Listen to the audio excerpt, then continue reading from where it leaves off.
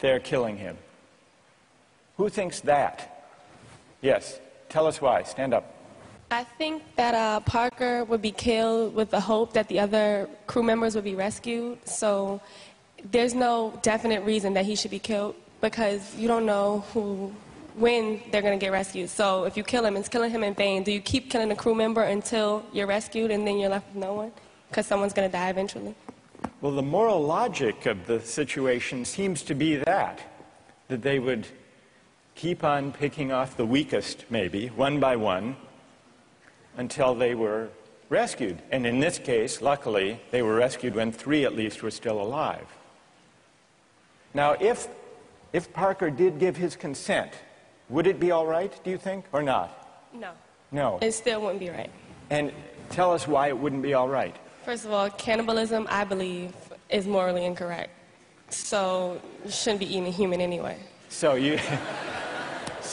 cannibalism is morally objectionable as such. So then, even on the scenario of waiting until someone died, still it would be objectionable. Yes, to me personally. I feel like it all depends on one's personal morals. And, like, we can't sit here and just, like, this is just my opinion. Of course, other people are going to disagree. But well, we'll see. Let's see what their disagreements are, and then we'll see if they have reasons that can persuade you or not. Let's try that. All right. Let's, now, is there someone who can explain, those of you who are tempted by consent, can you explain why consent makes such a moral difference? What about the lottery idea? Does that count as consent? Remember, at the beginning, Dudley proposed a lottery. Suppose that they had agreed to a lottery, then how many would then say it was all right? Suppose there were a lottery, cabin boy lost, and the rest of the story unfolded. Then how many people would say it was morally permissible? So the numbers are rising if we had a lottery. Let's hear from one of you for whom the lottery would make a moral difference. Why would it? I think the essential element in my mind that makes it a crime is the idea that they decided at some point that their lives were more important than his, and that, I mean, that's kind of the basis for really any crime, right? It's like my needs, my desires are more important than yours, and mine take precedent.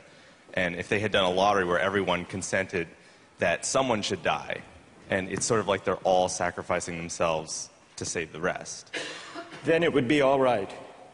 A little grotesque, but... But morally permissible? Yes. And what's your name? Matt. So, Matt, for you, what bothers you is not the cannibalism, but the lack of due process. I guess you could say that. Right? And can someone who agrees with Matt say a little bit more about why a lottery would make it, in your view, morally permissible? Go ahead.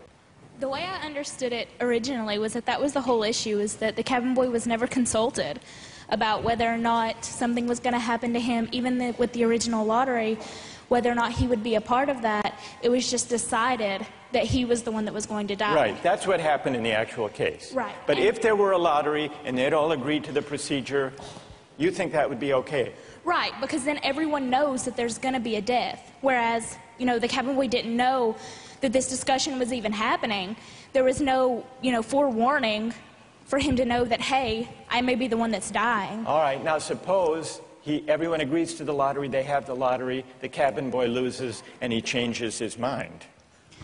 You've already decided. It's like a verbal contract. You can't go back on that. You've decided, the decision was made. You know, if you know that you're dying for the reason for others to live, you would, if someone else had died, you know that you would consume them, so that's right. But then he could say, I know, but I lost. I just think that that's the whole moral issue, is that there was no consulting of the cabin boy, and that that's what makes it the most horrible, is that he had no idea what was even going on. That had he known what was going on, it would be a bit more understandable. All right, good. Now I want to hear, so there are some who think it's morally permissible, but only about 20%, led by Marcus. Then there are some who say the real problem here is the lack of consent, whether the lack of consent to a lottery, to a fair procedure, or, Kathleen's idea, lack of consent at the moment of death. And if we add consent, then more people are willing to consider the sacrifice morally justified. I want to hear now, finally, from those of you who think even with consent, even with a lottery, even with a final murmur of consent by Parker at the very last moment, it would still be wrong. And why would it be wrong? That's what I want to hear. Yes? Well, the whole time I've been leaning all towards the categorical moral reasoning, and I think that there's a possibility I'd be okay with the idea of a lottery and then the loser taking it into their own hands to kill themselves, so that there wouldn't be, an act of murder. But I still think that even that way it's coerced, and also I don't think that there's any remorse. Like in Dudley's diary, we were eating our breakfast. It seems as though he's just sort of like, the whole idea of not valuing someone else's life. So that makes me feel like I have to take the categorical. You want to throw the book at him Well, when he lacks remorse or a sense of having done anything wrong. right. So, all right, good. Any other defenders of who say it's just categorically wrong, with or without consent? Yes, stand up. Why? I think undoubtedly the way our society is shaped, murder is murder. Murder is murder in every way, and our society looks at murder down on it in the same light, and I don't think it's any different in any case. Good. Let me ask you a question. There were 3 lives at stake versus 1. Okay. The one, the cabin boy, he had no family, he had no dependents.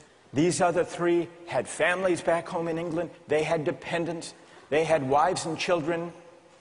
Think back to Bentham. Bentham says we have to consider the welfare, the utility, the happiness of everybody. We have to add it all up. So it's not just numbers 3 against 1. It's also all of those people at home. In fact, the London newspaper at the time and popular opinion sympathized with them, Dudley and Stephens. And the paper said if they weren't motivated by affection and concern for their loved ones at home and their dependents, surely they wouldn't have done this. Yeah, and how is that any different from people on a corner trying to have the same desire to feed their family? I don't think it's any different. I think in any case, if I'm murdering you to advance my status, that's murder, and I think that we should look at that all in the same light instead of criminalizing certain activities and making certain things seem more violent and savage, when in the same case it's all the same. It's all the same act and mentality that goes into murder, necessity to feed your family. So suppose it weren't 3, suppose it were 30, 300. 1 life to save 300. Or in wartime, 3,000. Okay. Suppose the stakes are even bigger. Suppose the stakes are even bigger. I think it's still the same deal. Do you think Bentham is wrong to say the right thing to do is to add up the collective happiness? You think he's wrong about that? I don't think he's wrong, but I think murder is murder in any case. Yeah, well, then Bentham has to be wrong. If you're right, he's wrong. Okay, then he's wrong. All right. Right. Thank you. Well done. All right, let's step back from this discussion and notice how many objections have we heard to what they did. We heard some defenses of what they did. The defenses had to do with necessity, their dire circumstance, and, implicitly at least, the idea that numbers matter. And not only numbers matter, but the wider effects matter. Their families back home, their dependents. Parker was an orphan. No one would miss him. So if you add up, if you try to calculate the balance of happiness and suffering, you might have a case for saying what they did was the right thing. Then we heard at least 3 different types of objections. we heard an objection that said, what they did was categorically wrong. Mike here at the end, categorically wrong. Murder is murder, it's always wrong, even if it increases the overall happiness of society. A categorical objection. But we still need to investigate why murder is categorically wrong. Is it because even cabin boys have certain fundamental rights?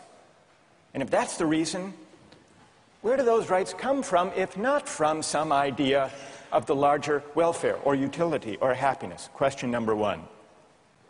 Others said a lottery would make a difference. A fair procedure, Matt said.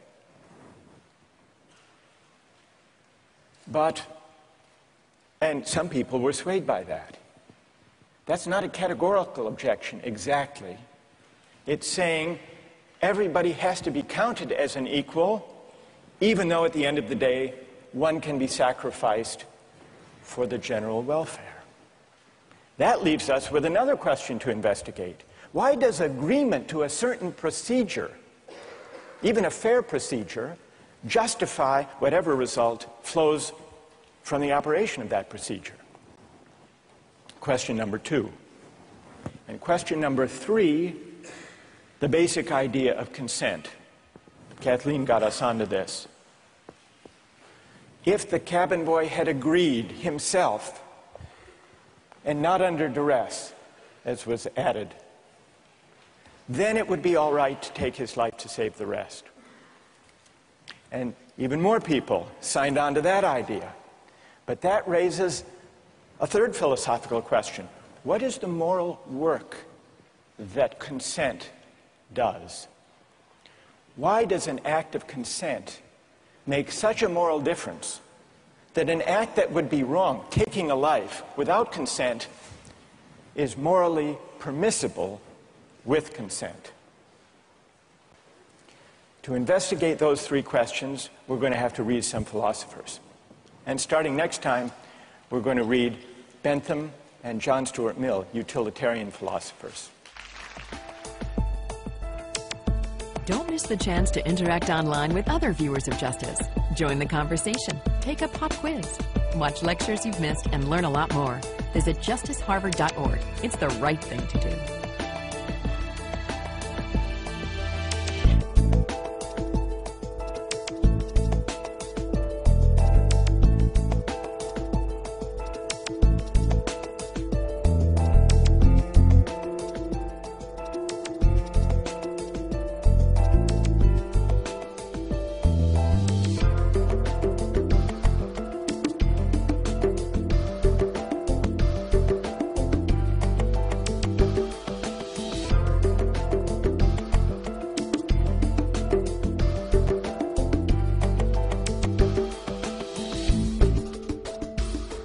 Funding for this program is provided by... Additional funding provided by